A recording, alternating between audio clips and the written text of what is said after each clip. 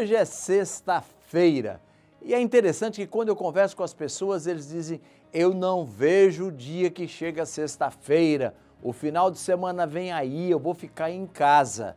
Mas você que está em casa está com todo o direito de receber uma bênção. Uma nova dimensão entra na tua casa nessa sexta-feira para levar a bênção de Deus sobre a tua vida. E eu tenho certeza absoluta, são vários anos que nós estamos no ar, levando a você a bênção de Deus. E uma nova dimensão é um programa de fé, de vida e de esperança. Eu tenho uma equipe linda, maravilhosa, que trabalha, que se prepara, que se ocupa em fazer o melhor de Deus. Tudo o que é feito aqui é com excelência para que você se sinta bem e receba a bênção de Deus na tua casa. Então eu peço a você, não nos despreze, não é verdade? Fique aí no teu lugar, presta atenção que Deus tem muito para você nesse dia. Aonde você estiver, pare um pouquinho, porque hoje é o dia de você tomar posse de uma grande bênção. Deus te abençoe. Bom dia, queridos, que a doce paz de Deus encha o seu coração de alegria nesta manhã, nesta sexta-feira, né? Início de final de semana. E nós estamos aqui mais uma vez para dizer a você que Deus lhe ama. Você pode ter feito muitas coisas erradas, mas Deus ama você. Para Ele, você tem muito valor. Deus não se agrada com o pecado, mas Ele não mede seu valor pelo que você já fez ou pelo que você está fazendo. Ele lhe ama por aquilo que você é e você é precioso, é preciosa diante dos olhos do Senhor. E Ele lhe ama tanto que deu o seu maior tesouro, o seu único filho, Jesus. Na Bíblia existe um versículo em 1 João, capítulo 4, verso 9, que diz assim: foi assim que Deus manifestou o seu amor entre nós. Enviou o seu Filho unigênito ao mundo para que pudéssemos viver por meio dele. Jesus morreu e ressuscitou para você poder conhecer o amor de Deus. O amor que restaura, corrige, transforma a sua vida. E é desse amor que nós vamos falar durante todo o programa de hoje. E para começar, pastor Lucas chega cantando Pintor do Mundo. E você não sai daí não, que eu volto já já.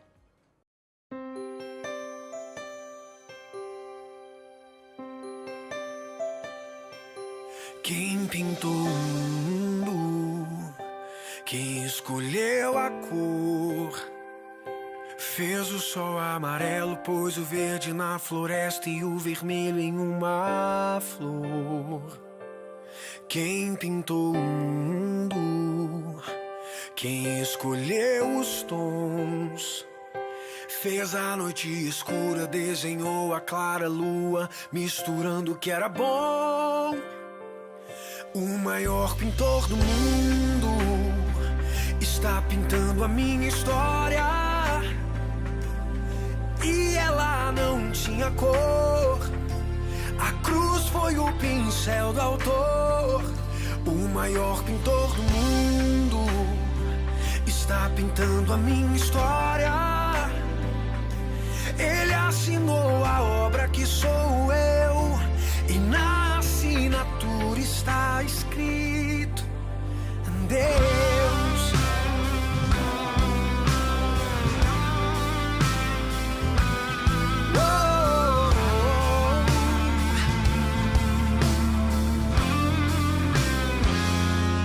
Quem pintou o mundo, quem escolheu a cor, Fez o sol amarelo, pôs o verde na floresta e o vermelho em uma flor. Quem pintou o mundo? Quem escolheu os tons? Fez a noite escura, desenhou a clara lua, misturando o que era bom. O maior pintor do mundo está pintando a minha história.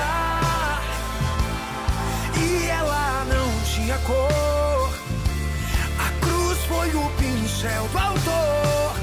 O maior pintor do mundo está pintando a minha história. Ele assinou na obra que sou eu, e na assinatura está escrito: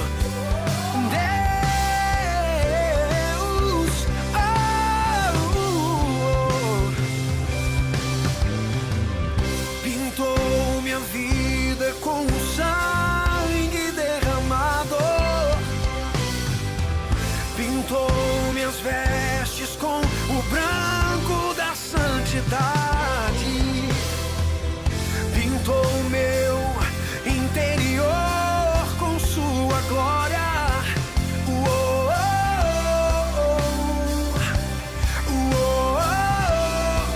Ele pintou minha vida, pintou minha vida com o sangue derramado, pintou minhas vestes com o branco da santidade, pintou meu interior com sua glória.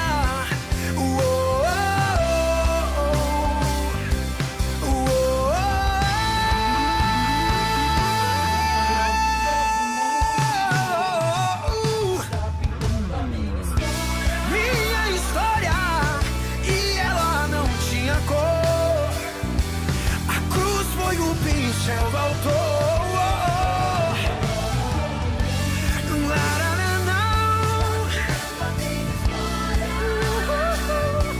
Ele assinou a obra que sou eu, e na assinatura está escrito: Deus.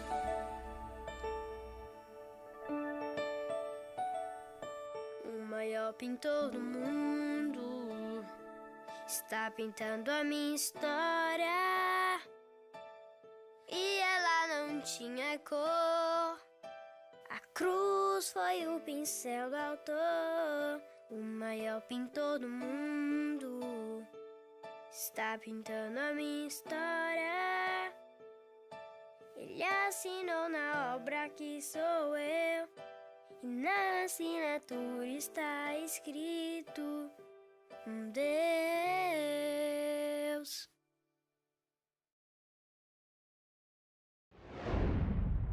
A gente fala sobre viver um tempo novo, e viver um tempo novo de coisas novas é muito bom, bom demais, não é verdade? E a Bíblia diz que quem está em Cristo é nova criatura. As coisas velhas já se passaram e tudo se fez novo. E neste espaço aqui no programa, você hoje vai assistir a uma entrevista que mostra o poder de Deus de fazer o novo na vida daqueles que creem em Jesus. Veja você mesmo no quadro Vidas Transformadas.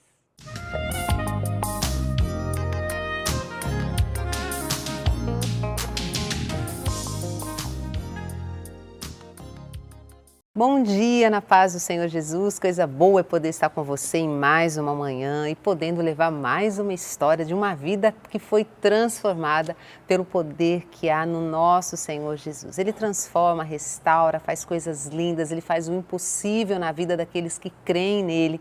E prova disso, nós trouxemos hoje aqui um dos nossos irmãos em Cristo, que tem uma história linda que vai compartilhar com a gente, com certeza vai edificar sua vida, vai encher você de fé. E você vai ver mais uma vez que Deus é poderoso para fazer o impossível na tua vida, na vida das pessoas que te amam e que vale a pena perseverar, porque Deus realmente faz as coisas acontecerem. Hoje comigo aqui está o irmão Kleber, ele é pastor da nossa igreja, né? Prazer. Deus abençoe. Amém, Muito obrigada, paz. viu, por estar com a gente Prazer aqui é meu, hoje. alegria. Gente, o irmão Kleber, ele tem essa carinha assim, né, de bom moço, mas na verdade ele é, glória a Deus, Jesus transformou a vida dele, mas ele tem um passado aí que realmente o Senhor interviu, fez um milagre, fez um negócio Glória muito a Deus. lindo na vida dele e realmente foi um passado bem tenebroso, mas todas as coisas acontecem para a glória de Deus, né? E hoje ele pode glorificar o nome do Senhor por tudo aquilo que Deus fez na vida dele, por tudo aquilo que ele passou. E é isso que a gente vai estar conversando no nosso espaço aqui no Vidas Transformadas. Pastor Kleber, bom, a gente estava conversando aqui no começo, né, antes da nossa entrevista, e você, de fato, teve uma vida bem estranha, se envolveu com criminalidade, né, com Muito vício, turbulenta. enfim, uma série de coisas. Verdade. Mas não era assim, né? Você parece que teve sempre um lar bem estruturado, tudo certinho. Sim, é verdade, pastora. Eu cresci numa família estruturada, uma família que me deu uma educação e me deu uma estrutura. Só que muitas das vezes nós temos a curiosidade de conhecer o outro lado, né?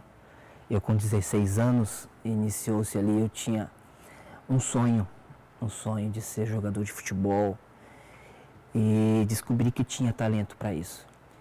Então, com 16 anos, eu fui para o Paraná, uma cidade chamada Apucarana, e lá eu fiquei perto de um ano naquele lugar jogando futebol.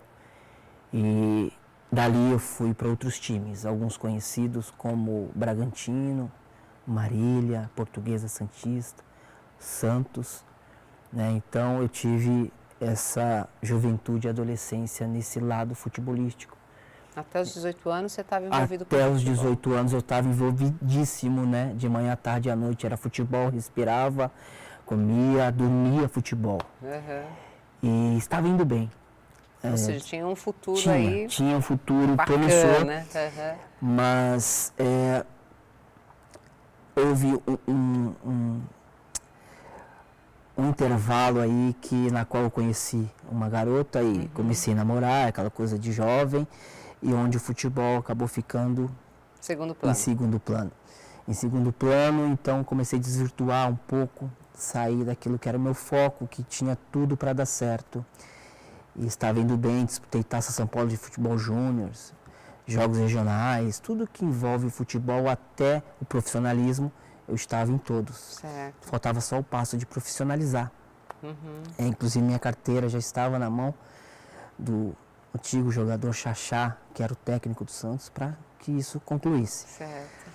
Só que eu comecei a namorar e me envolvi, noivei, e veio um intervalo também na minha vida que foi o acidente. Eu tive um acidente motociclístico no Guarujá, onde eu estava numa via e uma carroça atravessou passando de moto no dia do meu aniversário, Nossa. dia 1º de abril de 1998. Né? Então ali, uma carroça só com um cavalo atravessou a pista. Já pensou? Estava chuvoso o dia, muitos relâmpagos, muitos trovões, eu estava de moto e ela atravessou, não deu para desviar e houve um impacto. Com esse Certo. impacto houve um dilaceramento todo no meu joelho e toda a perna direita na altura do joelho para baixo. E ali, muito sangue no momento, e eu não senti nada. Quando eu fui levantar, que eu vi, A perna destruída. a perna estava totalmente dilacerada. E você pensou o que na hora, pastor? Porque você dependia dela para o seu sonho, né? No momento, o primeiro pensamento foi esse. E eu pensava que era um sonho. Falei, não, é um pesadelo, aliás. Um sonho é Sim. um pesadelo. Só que eu via os carros que passavam, ônibus que passavam, olhavam e viravam. Eu falei, Nossa. meu, isso é realidade. E então eu só pedia socorro. E passou uma ambulância na hora, foi Deus que colocou ali aquela ambulância da Unimed até na época e me levou. Me levou, só que a enfermeira estava chocada com Situação. com aquela visão que ela teve. E até ela estava meio assim de pegar, né? Para me pôr na maca. E ela indo a caminho, eu nunca me esqueço, ela disse para o motorista, não precisa nem acelerar, porque esse aí já era. esse aí não vai resistir. Estava eu deitado numa poça de sangue, já tinha perdido muito sangue. Muito. E o motorista foi. E eu pensava, acabou, né? Nossa, triste, assim hein? vai acabar a minha história. E ali eu clamei a Deus e eu falei, Senhor, não estou entendendo, eu estou bem, eu não estou sentindo dor nenhuma. E nesse tempo você não conhecia o Evangelho, nada, Não, né? Você tinha era uma boa família. Eu tinha uma boa família, tinha uma boa educação, mas a Sim. área religiosa, a área espiritual, Nada. nada. Não entendi. Então, Mas naquela hora, o clamor a Deus naquele foi o que momento, te restou. Verdade. E ali eu chegando no hospital, eu fui direto para o UTI, né, emergência. E eu sei que eu fiquei 3 dias, resumindo, 3 dias na UTI. E o médico disse para minha mãe que se passasse aquele 3º dia, eu não resistiria, porque houve falência múltipla dos órgãos. Meus órgãos tinham parado devido à falta de sangue. E, por coincidência, no 3º dia o Senhor me acordou, me ressuscitou. Né? E ali foi lindo, foi maravilhoso. E nem o médico entendeu aquilo, porque ele tinha falado para minha mãe que ao 3º dia já não daria mais, mas para ele, depois ele disse que já não tinha mais jeito, na verdade. Ele falou 3 dias só para alimentar um pouco de esperança. Então ali eu fui para o quarto e minha recuperação foi muito rápida. Foi surpreendente. Cicatrização, depois foi necessário pôr uma prótese no joelho que dilacerado, né? Dilacerado, cheio de metais. Então hoje eu uso alguns metais no joelho, então é uma coisa bem mecânica, meio cibernética, né? Sim. É onde até veio algumas brincadeiras. Então, dali eu parti para uma outra fase da minha vida. Porque como é que ficou a partir daí, né? Você tinha sonho, jogava futebol, e agora com esse joelho, com essa perna destruída? Ficou difícil porque esse lado do esporte já não dava mais. Puxa. Então, só que antes desse acidente eu já tinha, como eu disse, encontrado essa moça e tinha já deixado o futebol de lado e já estava trabalhando de marinheiro. Trabalhei de marinheiro uma época. Foi quando aconteceu o acidente. Então o futebol já não estava tanto no foco. Ou seja, não senti tanto para esse lado. Sentia porque gostava, era um hobby. Sim. Mas não era mais algo profissional. Porém, eu arrumei um emprego na travessia marítima, né? Aí comecei a trabalhar ali depois de 3 meses do meu acidente. A princípio eu ia trabalhar com uma muleta para me apoiar, porque o joelho estava cicatrizando ainda. Sim. Todo aquele processo pós-cirúrgico, doloroso para mim, traumático para minha mãe, para minha família.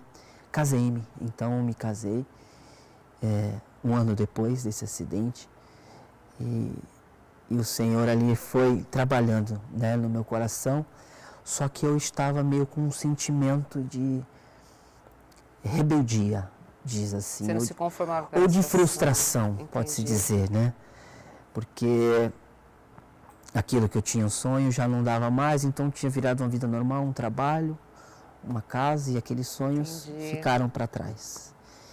Eu não entendi ainda o projeto de Deus aí, até então não quis também saber e comecei a ter más companhias, comecei a me envolver com os amigos que na verdade não eram amigos. E ali comecei a conhecer a bebida, você conhece as drogas, se envolve um pouco mais com pessoas que não tinham índole, que cresceram, e comecei a andar em favelas, em morros. Minha mãe começou a notar a diferença. Entendi. O e estilo, teu casamento? o trato, continuei no casamento. Mas assim, com essa vida assim, meio com essa vida turbulenta, mudada, tendo uma vida dupla, na verdade.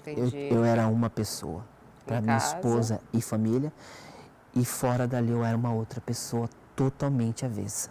Totalmente ao contrário daquilo que eu mostrava para minha família e para o meu filho recém-nascido. E eles sabiam que você estava envolvido com drogas? Ninguém sabia. Foi algo que até quando veio à tona foi avassalador para a família. Ninguém esperava. Para a família minha e para a família da minha esposa na época. Só que então, como eu ia dizendo, comecei a ficar muito nesses lugares. Né, lugares obscuros, lugares de pessoas más.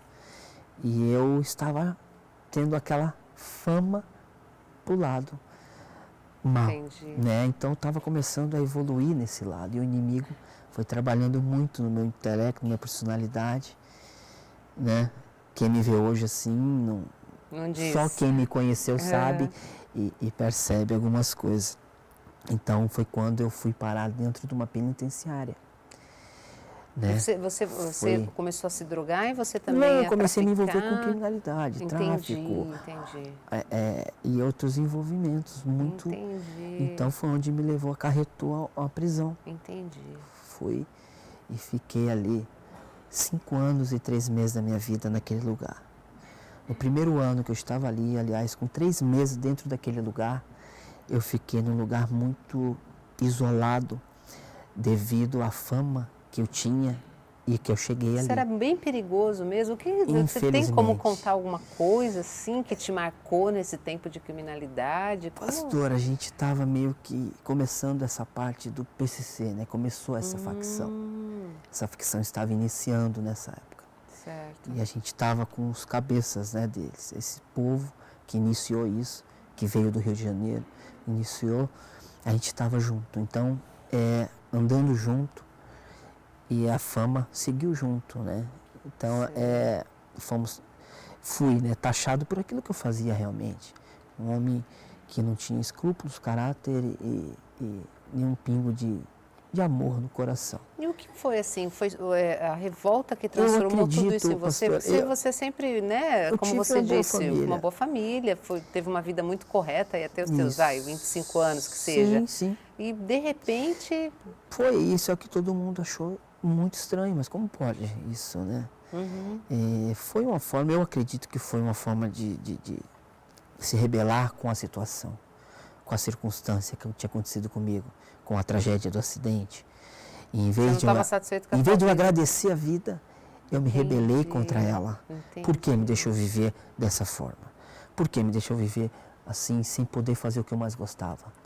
Então agora eu vou fazer mal para alguém, fazer mal para os outros. Que coisa. E para mim primeiro, né? Na verdade, eu estava fazendo mal para mim. É lógico. Primeiramente para minha família. As pessoas que te amavam, sim. Não deixava nunca, que nem eu disse, ninguém saber desse meu lado.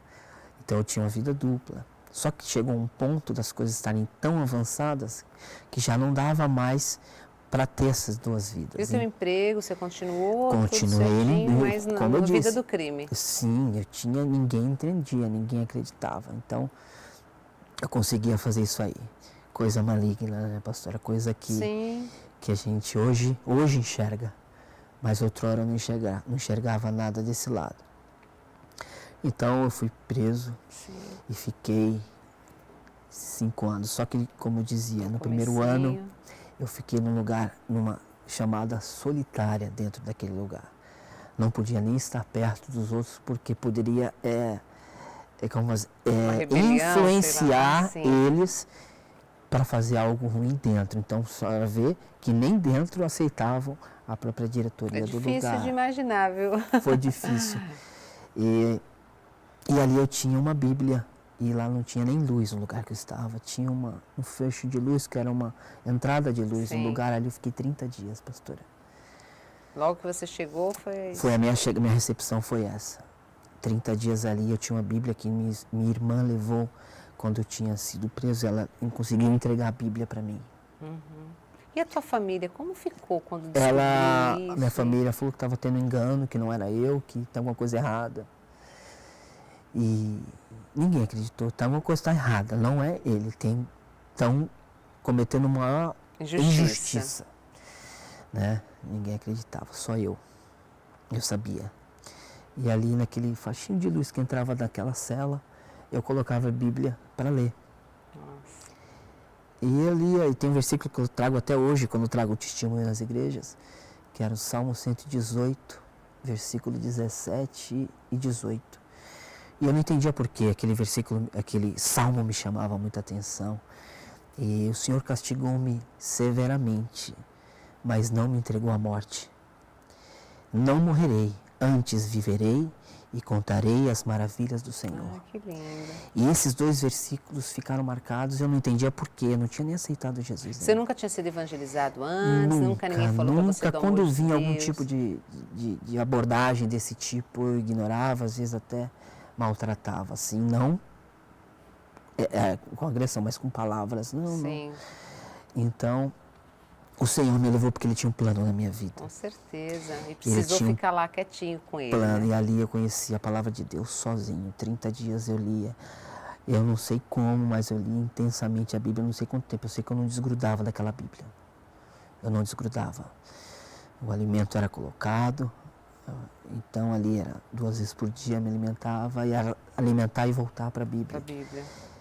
E ali dentro eu conheci Jesus. Eu precisava encontrar alguém para saber como que eu tinha que fazer agora. Porque eu tinha mudado. Eu pedi uma audiência, uma consulta, né? Audiência com a diretoria daquela penitenciária. Na época a diretora chamava-se Eliane, a diretora daquele presídio, e ela não queria nem me ver pintado de ouro. É mesmo? Pela ficha, né? Certo.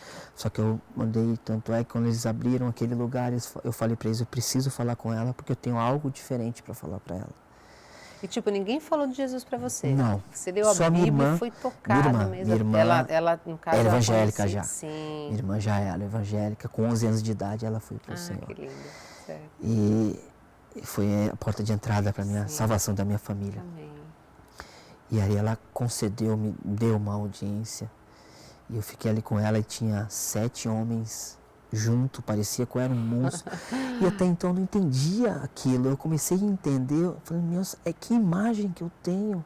Você não tinha noção de Eu quem não você tinha era, noção do de perigo que você era. Isso, irmã, essa é a realidade. Eu não tinha noção do monstro que eu tinha mostrado ser, que na verdade eu não era. Mas eu estava mostrando ser isso, né? Então eu comecei a entender, eu fiquei impactado, eu falei, para que tudo isso, doutora? Ela falou assim, ela pegou uma ficha, ela falou, você já leu a sua ficha? Você já viu quem você é? Foi uma coisa impactante. Aí eu falei para ela, me dá uma oportunidade, que eu vou mostrar para a senhora o que Deus faz na vida de um homem. Aleluia. Então ali ela me deu essa oportunidade e me deixou ficar no convívio com as outras pessoas. Depois de quanto tempo? 30 dias eu fiquei ali. Sim. E ali eu fui pro convívio e fui recepcionado de forma como se, chegou ele aqui, né? Porque as notícias correm demais. Rápido. Fulano de tal tá lá, fulano de tal tá aqui, agora ele tá vindo. Só que quando eles me viram, eles viram uma outra coisa, algo diferente. Pô, cadê aquele Kleber? Cadê o Klebinho? Ou seja, eles esperavam... Eles esperavam um cara que é O bandido. revolucionar ali, eu ia entrar com eles, Sim. correr junto, que nem diz, né? E eu falei para eles naquele lugar, eu falei, amigos, sem chance. eu tô fora, eu quero pagar o que eu devo, eu quero sair desse lugar. Eu tenho muita coisa para fazer lá fora. Não, você tá louco, tá ficando isso. Ou seja, tinha voltado a esperança, né? Tinha voltado e tinha, que nem eu disse para a senhora, tinha algo diferente em mim, que eu nunca tinha sentido antes. E ali tinha cultos dias de sábado, num galpão. Eu comecei a trabalhar numa fábrica de prendedores, colocando mola naqueles prendedores de madeira. Ali eu ficava o dia inteiro. E eu tinha já concluído o ensino médio, né? E eles viram na minha ficha e no meu dia a dia que eu estava diferente, trabalhando certinho. Todo dia tinha alguém, eu percebia que tinha um funcionário lá que ia me observar para ver se era aquilo. Acho que ela tinha mandado a diretoria. E os bandidos te deixaram em paz não, ou teve também algum tipo não, constantemente, não, mas assim, eles respeitavam, né? Eles respeitavam muito a mim. E eu tinha tomado uma decisão, mas não tinha falado que era para ser crente. Sim. Que tinha parado somente. Porque ser crente naquele lugar... Podia ser um problema para você. Não, era algo que, é como se tivesse sua masculinidade, se fosse um Você era um fraco. Entendeu? Fosse um cara que não aguentasse a pressão. E eu falava, não, vou aceitar Jesus lá fora. Quando eu sair daqui, aqui eu vou permanecer até onde eu puder. Então, indo aos cultos, frequentando os cultos, a diretoria me chamou para me dar uma oportunidade de trabalho lá dentro. Eles falaram, você não quer trabalhar na escola aqui? Eu falei, aceito. Você vai ficar dando aula de 1ª a 5ª série e de 5ª a 8ª, o pessoal fazer a provinha do EJA, né? Coisa boa, né? Eu falei, aceito. Ganhando um salário lá dentro. Olha. Eu falei, aceito. Quanto tempo você tinha de preso nesse tempo? Eu já estava um ano ali. Já tinha passado-se um ano. Na verdade, eu comecei a dar aula com 6 meses ali dentro já. Foi muito rápido. Fiquei 30 dias, saí. Esses 6 meses eles viram meu comportamento e me deram essa oportunidade. Estava precisando de um professor, só que tinha que ser professor interno. Entendi. Eles não aceitavam um professor que vinha de fora. Sim. Então tinha que ser alguém aqui respeitado ali que eles pudessem ouvir, né? Porque isso dava remissão de pena naquele lugar. Para você isso foi uma coisa para mim muito e para quem estava. Era Deus já abrindo as Era portas. Deus abrindo as você, portas. Né? O pastor Cleber, vamos fazer o seguinte, a gente já está com o tempo estourado. Então a gente vai ter que deixar para a próxima semana a conclusão da tua. Sei que você está empolgada e está muito linda a história, olha, gente, né? O que Jesus faz. É lindo o nosso Deus. E Ele pode fazer o mesmo na sua vida. Ele é o Deus de milagres, o Deus do impossível. Você precisa crer nisso para que o impossível possa acontecer na sua vida também. Bom, essa história aqui abençoada, você vai continuar vendo na próxima semana. Sexta-feira que vem, a gente volta com mais um quadro Vidas Transformadas. Eu vou estar junto novamente com o pastor Kleber, com a sua história. E você vai ver, porque ainda tem muita coisa boa, né? Tem muita coisa ainda, não está nem na metade. Tem muita coisa boa, ainda ele não pode dar falar todo esse tempo mesmo. A gente fazendo em 2 partes essa entrevista, ainda ficou muita coisa para trás, mas o que ele vai passar para você, com certeza vai mostrar o quanto o nosso Deus é grande, pode fazer coisas grandes também na sua vida, tá bom? Pastor Kleber, então a gente volta para concluir essa entrevista e você que está com a gente, você vai ficar com uma bonita canção agora, que também vai encher o teu coração de fé. E na semana que vem a gente volta com mais um Vidas Transformadas. Eu espero você. Até lá, tchau.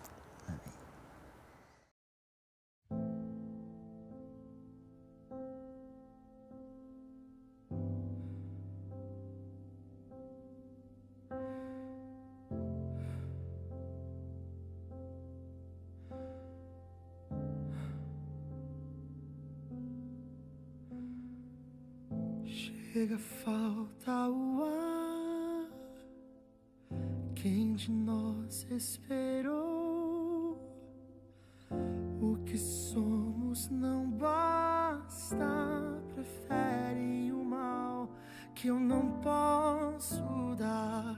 Quem um dia pensou frente à vida que se estendeu, escolheram o preço do não.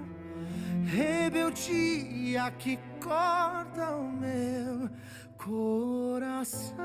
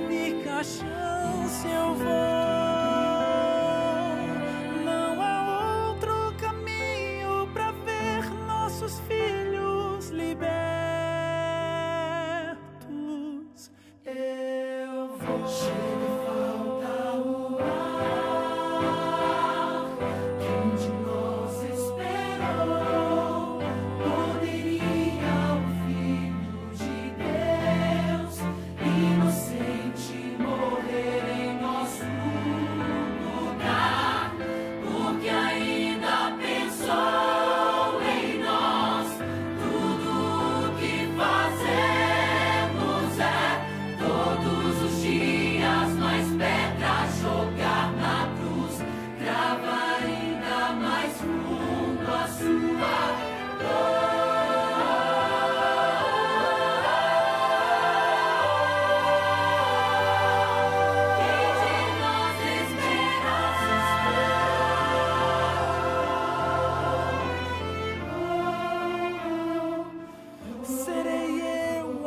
pagar com sangue o preço de outra chance a eles dar.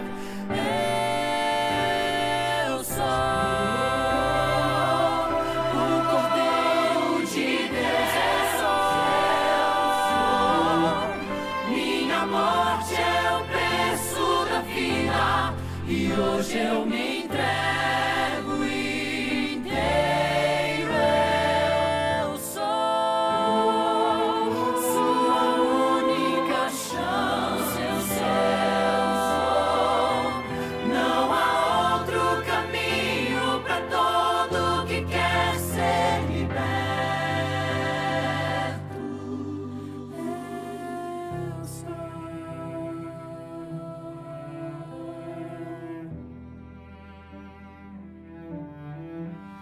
Não há outro caminho para todo que quer ser liberto.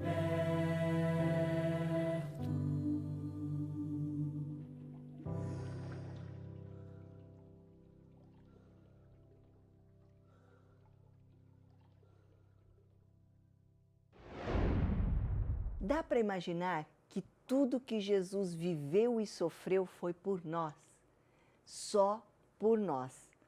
Não havia outro propósito a não ser se abrir o caminho para que nós chegássemos até Deus através dele, Jesus.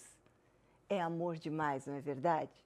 E Deus quer continuar a revelar esse amor a você agora através de uma mensagem, a mensagem pastoral que nós vamos assistir.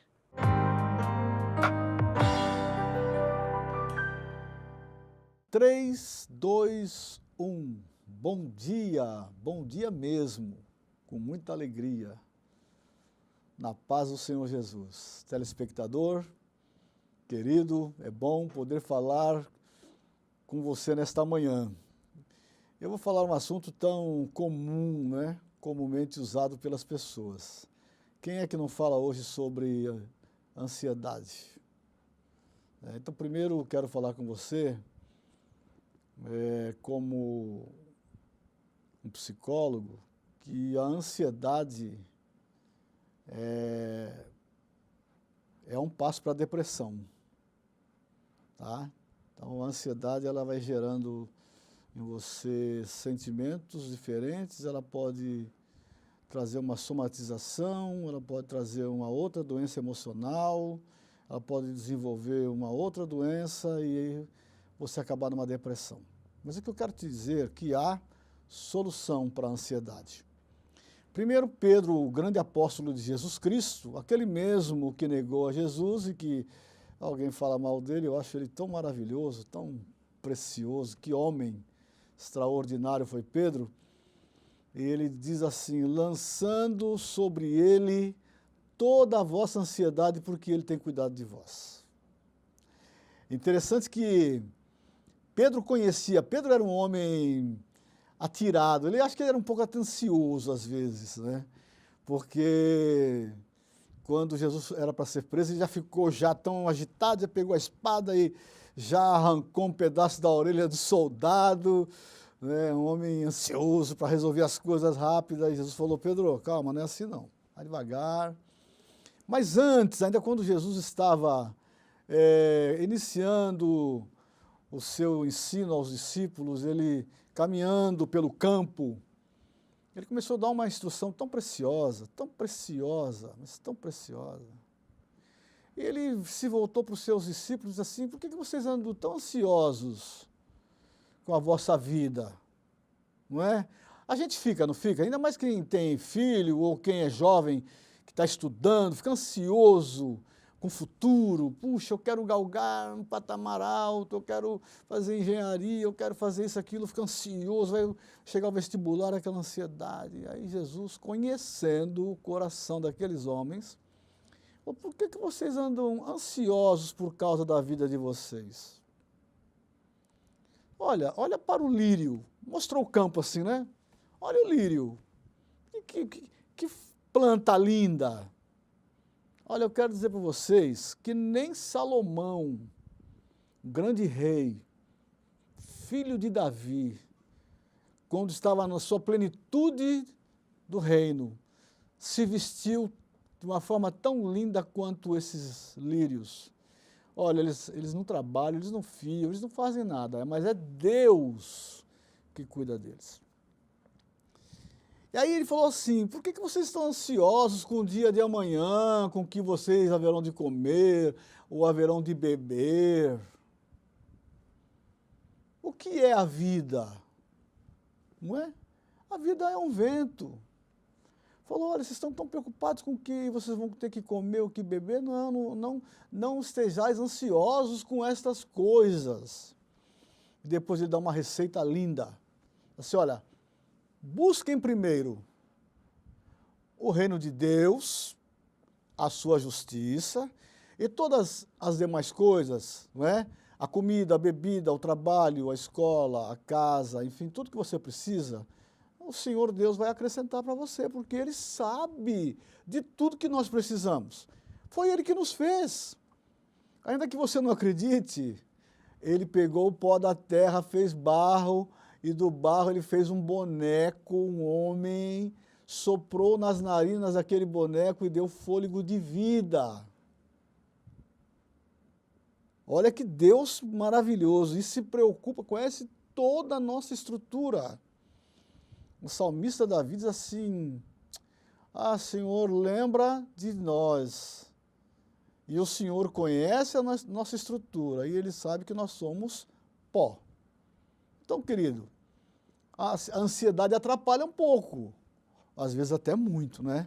Numa prova, numa decisão, né? Está atrasado para ir para o trabalho, ansioso para não perder o horário, acaba batendo o carro, aí estragou tudo. Calma. Deus tem um remédio para a ansiedade. Lance sobre Ele a tua ansiedade. E Paulo, o grande apóstolo de nosso Senhor Jesus Cristo, ele escreve para os irmãos, nossos irmãos em Cristo que moravam lá em Filipos. Então é Paulo escrevendo aos filipenses, porque quem nasce em Filipos é filipenses, não é? Diz assim, não estejais inquietos ou ansiosos por coisa alguma.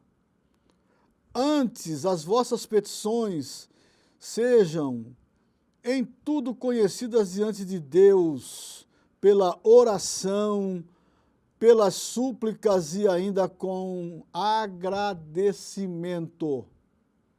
Mas agradecer na hora da angústia você ora a Deus, você suplica a Deus e você já agradece a Deus. Aí entra a fé, é que você crê que Deus te ouviu e que Ele vai te responder. Então lance, qual é a tua ansiedade nesta manhã?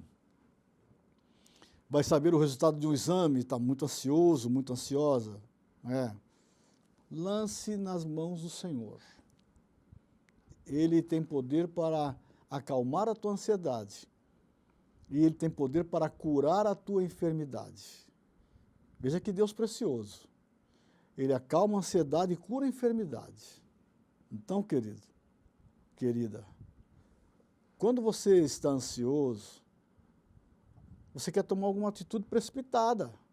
A ansiedade leva a gente a tomar uma atitude precipitada. Você estava muito ansioso, eu não devia ter feito isso, ou eu não devia ter falado isso, eu ofendi alguém com o que falei porque estava muito ansioso, tomei uma atitude precipitada. Calma, calma. Jesus disse assim, não se turbe o vosso coração. Credes em Deus e credes também em mim. Na casa do meu pai há muitas moradas, se não fosse assim, eu não vos teria dito, pois eu vou preparar-vos lugar. E mais adiante, neste capítulo 14 de João, ele diz assim, deixo-vos a paz, a minha paz eu vos dou. Eu não vos la dou como o mundo dá. Essa paz que o mundo dá é fictícia, é mentirosa, é passageira. Ela depende de um amuleto, é um pouco de vinho, de cerveja, um pouco de álcool na cabeça, é uma droga que você usa enfim, alguma coisa você tem que fazer para adquirir um momento de sossego. Mas a paz que Jesus dá, não, ela é permanente. Então não fique ansioso. Está ansioso? Está preocupado? Olhe para Jesus. Porque Jesus, Ele conhece dentro de você o que você está pensando agora. Ele sabe o que você está pensando. O que vai acontecer com você hoje ou amanhã ou daqui a alguns anos, Ele sabe também o que vai acontecer. Por quê? Porque o nosso Deus, Ele é onisciente, Ele é onipresente e Ele é onipotente. Então, tudo que eu estou pensando, Ele sabe. Por isso que quando aqueles fariseus que andavam ao lado de Jesus, eles estavam censurando, Jesus parava e fazia uma pergunta para eles: por que vocês estão pensando isso? Ou por que vocês estão arrazoando nos vossos corações tal coisa? Porque Jesus conhece o nosso pensamento, Ele conhece a nossa estrutura, Ele conhece a nossa necessidade. E o prazer de Jesus é nos abençoar. E Ele quer te abençoar nesta manhã, Ele quer curar essa tua ansiedade. Talvez você precise procurar um psicólogo para fazer uma terapia, mas o psicólogo, se não fosse Deus, ele não existiria. Deus também permite que nós vamos ao médico. Se Ele quiser curar, Ele cura, Ele faz milagre, mas se Ele quiser, Ele permite que você procure um médico. Ele vai abençoar o médico e o médico vai ser usado por Ele para você ser curado. Então, é importante você conhecer o Deus que nós servimos. Então, lance sobre Jesus toda a tua ansiedade nesta manhã, porque Ele tem cuidado de você. Creia, Ele tem cuidado de você. Mas eu não sou um cristão, eu não aceitei a Jesus, mas Ele tem cuidado de você. E Ele quer que você o aceite como Salvador nesta manhã, agora. E se você quiser aceitá-lo, diga: eu aceito e recebo Jesus Cristo na minha vida como meu Senhor e meu Salvador. Amém? Eu vou orar por você. E se você aceitou Jesus, se você está entregando a tua vida verdadeiramente a Jesus, a tua vida começa a mudar a partir de agora. E as pessoas vão dizer assim: o que houve com você? Você está diferente. Você vai dizer assim: eu aceitei a Jesus e eu conheço a Jesus. E a minha vida vai mudar cada dia a partir de agora. Amém? Ore comigo. Senhor, nós lançamos sobre Ti toda a nossa ansiedade, porque nós sabemos que Tu cuida de nós. Senhor, cuida de cada um de nós. Daquelas pessoas que estão aqui trabalhando, cuidando da câmera e coordenando este trabalho. Eles também trabalham, eles também têm ansiedade, eles são Teus servos. Abençoa cada um deles. Abençoa aqueles que estão nos ouvindo. Cuida. Senhor, eles vão lançar ansiedade sobre Ti e eu sei que Tu vai cuidar deles. Salva-os, liberta-os, transforma-os e perdoa todos os seus pecados. Assim eu te peço, Senhor, e já te agradeço. Em nome de Jesus. Amém. Tenha um bom dia. Que o Senhor te abençoe grandemente, você e toda a sua família. Fique na paz do Senhor Jesus. Amém. O nosso horário já está no finalzinho, mas antes queremos abençoar a sua vida com mais uma canção e logo após uma oração de fé por você. Mas não se esqueça, Deus ama você. Você deve entregar a sua vida a Jesus, porque Ele quer fazer o novo acontecer nela. E atenção, hein? Amanhã, sábado, é dia do programa da criançada. A turma do Espera Aí chega com tudo para falar do amor de Deus para a meninada. Não deixe seu filho fora dessa. Chame a criançada, porque vai ser bênção em nome de Jesus.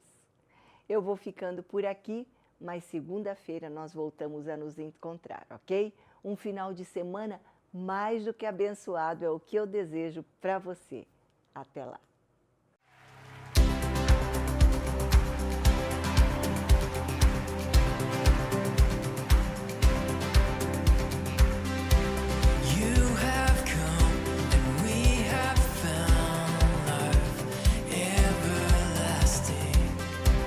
Now we're alive to know you're free.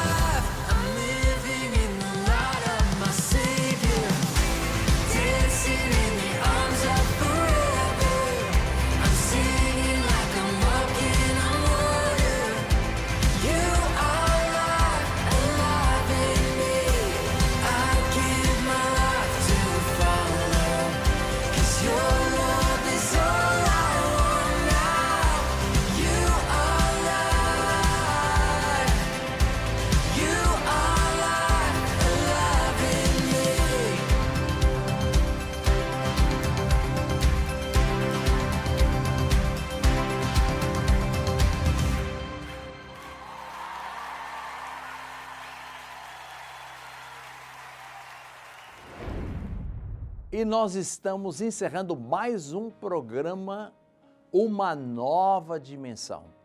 Eu tenho certeza absoluta que com o gás que eu estou, você deve estar também, porque eu sou um transmissor de fé e eu quero que a fé que há em Cristo Jesus seja plantada na tua vida nesse dia. Eu sei que você vai partir para um fim de semana, mas você precisa partir para o fim de semana não desanimado, não de cabeça baixa, mas de cabeça levantada, dizendo: eu vou para frente, eu vou para cima, eu vou ser campeão em nome de Jesus, porque no nome de Jesus há poder. E eu quero desejar a você um dia de muitas bênçãos, de muita alegria. Mas eu quero orar por você também. Para um pouquinho aí, curve a tua cabeça, feche os teus olhos, porque a bênção de Deus chega em você agora. Pai, em nome de Jesus e na autoridade do nome de Jesus, eu estou ordenando agora a bênção sobre a vida do meu telespectador. Senhor, eu sei que tem pessoas que estão em meio a grandes tempestades, mas a tua palavra diz que o Jesus, o meu mestre, ele tem um caminho no meio da tempestade. Quantas pessoas estão envolvidas em adversidades que não sabem encontrar a porta de saída, e o Senhor tem a porta de saída. Então abre a porta para que essas pessoas fiquem livres de suas adversidades.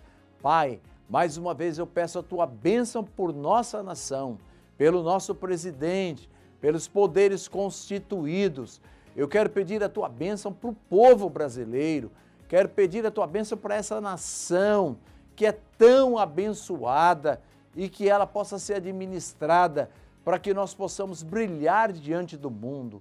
Pai, eu quero que a tua bênção chegue no hospital, aonde está o nosso irmão esperando essa oração de fé, que a tua bênção de cura chegue ali.